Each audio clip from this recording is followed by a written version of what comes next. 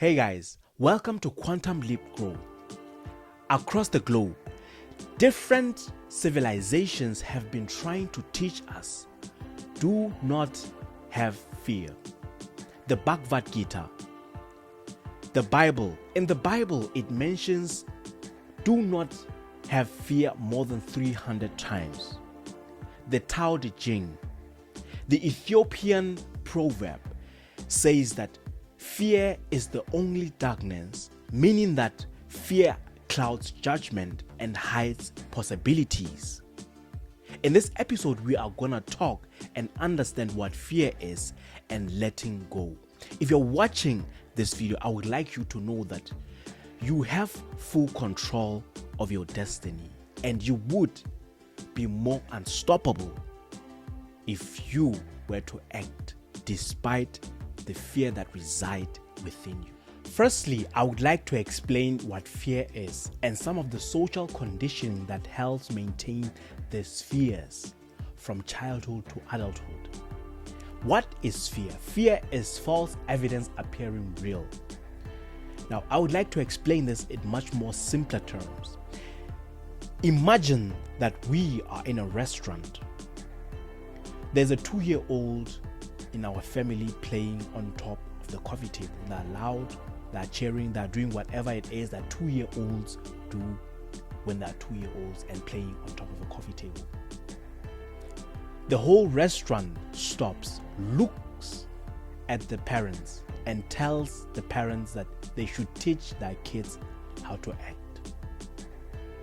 What do the parents do? They inculcate these expectations from the society onto the child.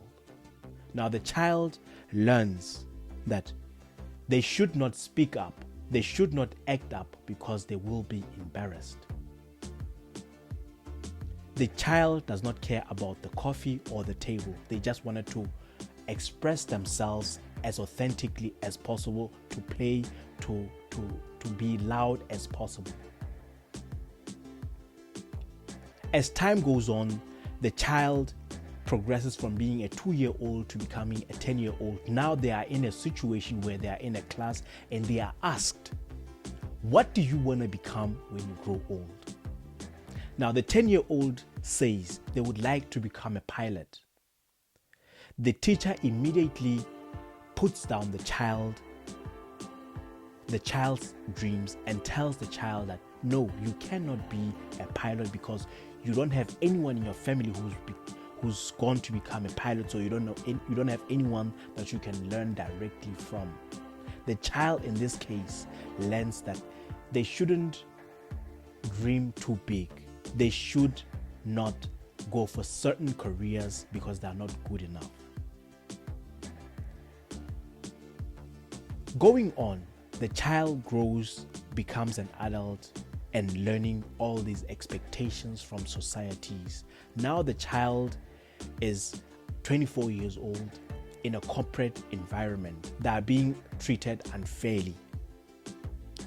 Because the child has fear of losing their own job, they are not able to stand up for themselves and say, hi, I feel like I am being treated unfairly in this particular case and I deserve to be getting this. I know someone directly or personally in my life who is being who's been treated unfairly and is not willing or not able to say what they feel because of fear of losing their own jobs. We learn all these fears and eventually these fears become internalized voices. They become negative voices where we think they are a part of who we are.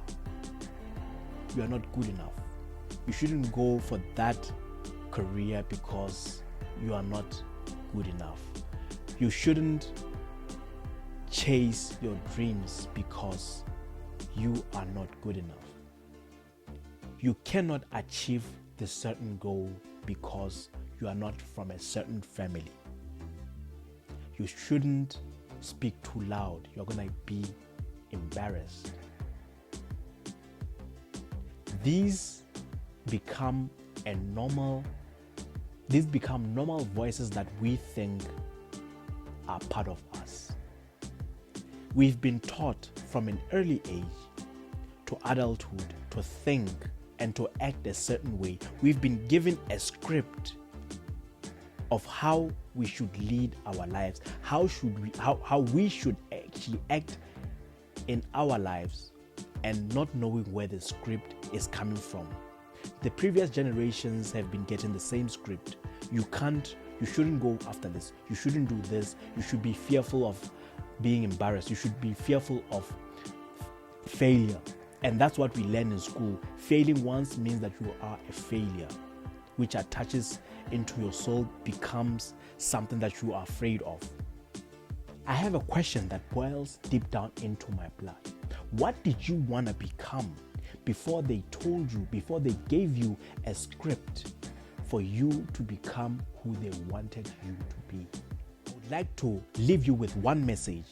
What's the opportunity cost of you leading a life of unfulfilled life because of all the fears that you've accumulated across your lifetime? What's the opportunity cost of you leading a small life with unpursued dreams? What's the opportunity cost of you allowing fear to take control of everyday choices?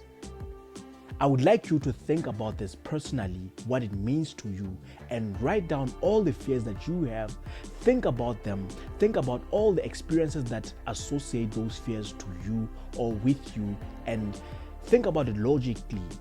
What's the worst case scenario that can happen if all these fears were to come into fruition? If you'd like to break the chains of invisible fears and lead a life full of courage and authentic self-expression, subscribe now and join me on this journey. Thank you for taking your time to watch this video. My name is Zawela. See you on the next episode of Quantum Leap Growth.